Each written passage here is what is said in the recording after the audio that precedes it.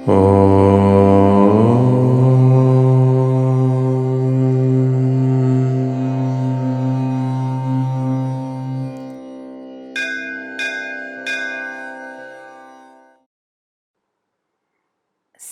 F.W. Robertson, "It is not the number of books you read, nor the variety of sermons you hear, nor the amount of religious conversation in which you mix, but it is the frequency and earnestness with which you meditate on these things till the truth in them becomes your own and part of your being that ensures your growth."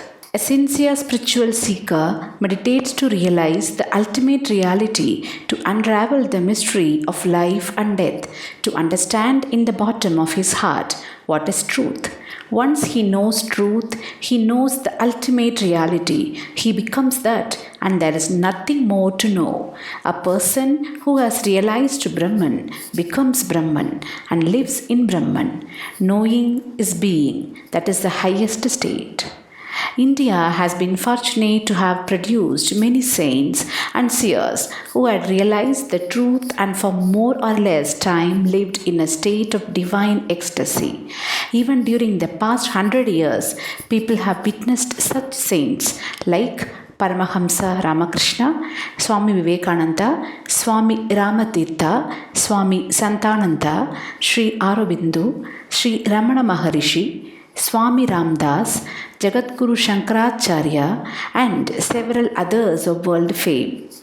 Sri Ramakrishna would, while talking, relapse into samadhi and often pray to his divine mother not to draw him frequently into her bosom so that he can converse with his disciple, particularly his darling Narain, later known to the world as Swami Vivekananda, so that he could prepare a band of workers to spread his message, the holy message of India. Swami Ramatirtha was often seen in a state of ecstasy during last 7 years of life in India and United States. Swami Sivananda was another who would often sing and dance or be quiet in divine ecstasy. There have been more in India and quite a few messengers of God in other parts of the world. Meditation and concentration are often treated as synonymous. However, we have drawn earlier a distinct line between concentration and meditation. In further explanation, when one brings to bear all his thought waves on a single point or spot like a laser beam, where the scattered rays of light are concentrated, it is concentration. Everybody needs concentration to understand, assimilate, and apply any information, any knowledge. When the concentration is prolonged for 144 seconds, it is called meditation.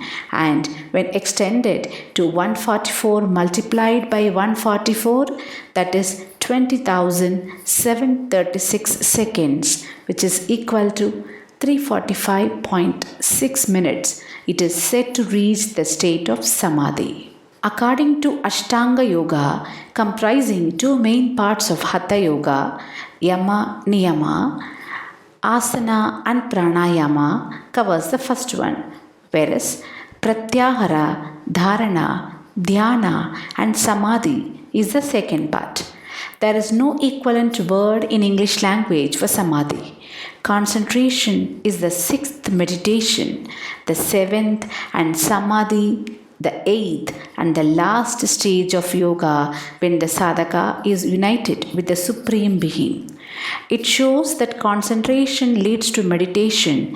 Similarly, prolonged constant meditation leads to samadhi.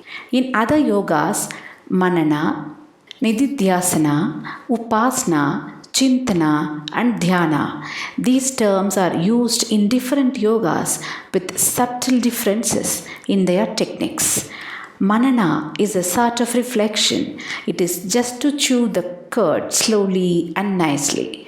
It is done through into intense practice of manana. Chintana is also a sort of reflection and meditation to assimilate the thoughts in consciousness for proper and significant impression with profound understanding. Intense meditation on the self or Brahman or any spiritual illumined personality is termed as Nididhyasana. As Saint Francis of Assisi did, Upasana stands for devout meditation, which is being used in both, that is, Jnana Yoga Sadhana and Bhakti Yoga. Upasana means sitting nearby. Jnana Yoga Sadhana, the seeker has to sit near the self or Brahman, whereas in Bhakti Yoga, a devotee has to sit by the side of God. A keen and true regular practitioner, sadhaka, will attain quick and sure results when he proceeds properly stage by stage under the guidance of his guru or master. The first 4 parts are meant to purify the mind and keep the body strong and fit to receive and retain the power of the divine. Many moderns, however, equate yoga with the practice of few asanas and pranayamas. This is not sufficient for spiritual uplift, yet it is better to practice asanas and pranayamas for health's sake than not to do anything at all. But yoga is really first to withdraw one's mind from the objects of senses. Pratyahara.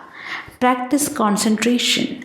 Prolong the period of concentration under proper guidance to reach the stage of meditation and finally become one. Unite yoga to unite with the supreme reality, the truth. Oh.